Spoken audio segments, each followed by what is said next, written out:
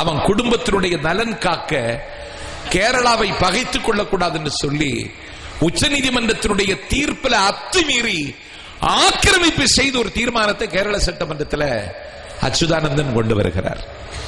அமைச்சரா இருக்கார் அண்ணன் MC சம்பத். அவரை கைது செய்தால் கூட மஜிஸ்ட்ரேட்டுக்கு முன்னால தான் கொண்டு ரிமைண்ட் பண்ணணும். அமைச்சராக இருக்கிறவரே ஒரு மஜிஸ்ட்ரேட்டுக்கு கட்டுப்பட்டவர். ஆனால் உச்ச நீதிமன்றத்தினுடைய தீர்ப்பை எந்த அதிகாரமும் இல்லாத ஒரு மாநிலம் அத்துமீறினாம்.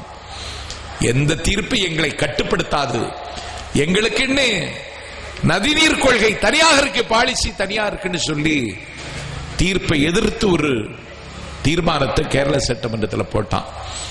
அம்மா முதலமைச்சரா இருந்திருந்தா அன்னைக்கு ஒரு தீர்ப்பு வந்திருக்குமா? அவன் சட்டமன்றத்தை கூட்டி இருப்பானா? பூனை இழைச்சு போனா எலி லவ் லெட்டர் எழுதுமா. நீ முதலமைச்சரானதால்தான் அவனுக்கு அந்த துணிச்சல் வந்தது. நீ எல்லாத்தையும் இப்படித்தான் செய்வ.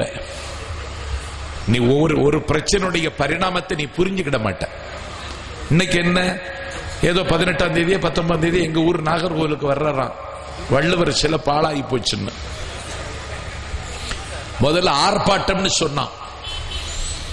ஏதாவது ஒரு இஷ்யூவை கிளப்பி சர்க்காருக்கு இடைஞ்சல் உருவாக்குவான். நான் 3ஆம் தேதியே கேட்டேன் சுற்றுலாத்துறை அமைச்சர் மாண்புமிகு கோகுலேந்திராவிடம், இன்னைக்கு கருணாநிதி வள்ளுவர் சிலையை பராமரிக்கவில்லை என்ற ஆர்ப்பாட்டத்திற்கு முண்டாத்தி தலையால் தான் தருதலால் என்று பாடுகிற அளவை. அண்ணன் சம்பத்து விட்ட தண்ணி அழுக்கு தண்ணி, காடி தண்ணி, கலங்கின தண்ணி, உப்பு தண்ணி. ஆனால் தென்னை மரம் தருவதோ இளநீர், தென்னை மரம் தருவதோ தேங்காய். ஏழை பாழை ஏதுமற்றவர்களுக்கு கூரை வேய ஓலை, ஆஸ்பெட்டாஸ் ஓடு மேய்வதற்கு களிக்கோல். தில்லை பெருவெளியில் தேரோட்டமா, அரகர மகாதேவா என்று வடம் பிடித்து இழுக்கிறானே பக்தன், அந்த வடம் தென்னை மரம் தருகிறது. அண்ணாமலை கெஸ்ட் ஹவுஸ்ல சம்பத்து மெத்தையில படுத்திருக்கானா? மெத்தை தென்னை மரம், தென்னை நார்ல வந்தது. ஆடி திங்களில் அம்பாளுக்கு ஆராதனையா, பூக்கள் தென்னை மரம் தருகிறது.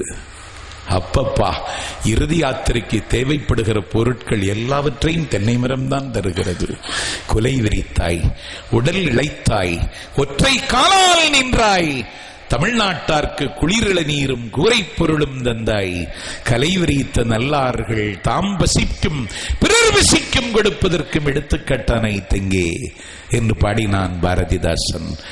விட்டது அழுக்கு தண்ணி, இத்தனை நன்மையும் தருகிறது தென்னை மரம். போட்டது ஒரு ஓட்டு. ஆனால் எத்தனை சாதனைகளை அம்மாவின் ஆட்சியில் இந்த தமிழகம் இன்றைக்கு அனுபவித்துக் கொண்டிருக்கிறது. என் பையனுக்கு வீட்டுல வந்துட்டு லேப்டாப் வாங்கி கேட்டுக்கிட்டே இருந்தான். உனக்கு இப்ப இதெல்லாம் தேவையில்லைன்னு சொல்லிட்டே இருந்தேன். ஆனா அவன் கையில லேப்டாப் வந்துடுச்சு. எனக்கு முன்னாலே அவன் அம்மா வாழ்கன்ட்டான். எங்க வீட்டுல நடந்தது. நினைச்சு பார்க்க முடியுமா? அப்பப்பா, எத்தனை 20,920 பேருக்கு ஒரே நேரத்தில் போஸ்டிங். டீச்சர் ஒரே நேரத்தில். சுதந்திர இந்தியாவில் மக்களால் தேர்ந்தெடுக்கப்பட்ட ஒரு மாநில சர்க்கார் ஒரே நேரத்தில் 20,920 பேருக்கு ஆசிரியர் பணி நியமனம் என்கிற அதிசயத்தை அம்மாவின் காலத்தில் தான் நடந்திருக்கு. திமுக நடக்குமா? எம்ப்ளாய்மெண்ட் கார்டே அவன் தான் அனுப்புவான். அனுப்பிட்டு 4 நாள் பொறுத்து வருவான். என்ன கார்டு வந்தாமோ? ஓஹோ, கார்டு வந்தா சரி, அண்ணனை பார்க்கணும். அதுக்கு கொஞ்சம் முறைகள் இருக்குமா. 3 மாசமா முறைதான். தாலிய அறுத்துருவான். என் தங்கச்சி மகா பெருங்களத்தூர்ல இருந்து 10 ரூபாங்க, 10 ரூபாய் செலவுல பணி நியமனத்தை வாங்கிட்டு வந்துட்டா. வெறும் 10 ரூபாய். 20,920 பேருக்கு இன்னருங்கனை சோலைகள் செய்தல், இனிய நீர்த்தன் சுனைகள் இயற்றல்.